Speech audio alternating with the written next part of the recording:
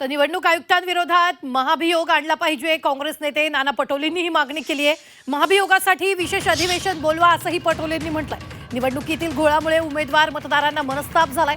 सरकारनं महाभियोग आणत असेल तर आमचा पाठिंबा आहे. काँग्रेस नेते नाना पटोलेंनी हे मोठं विधान केलेलं आहे.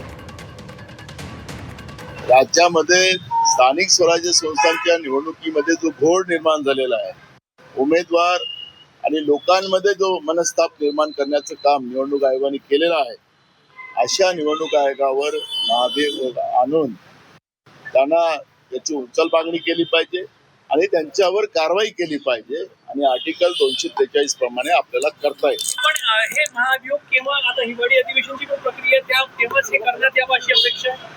स्पेशल अधिवेशन बोलवावं, कारण की तो बिचारा घाबरून त्याला चिपकलं की मला वाचवा म्हणून, आणि आणखी त्याला कोणी मार पडे म्हणून म्हटलं तू इथून जा.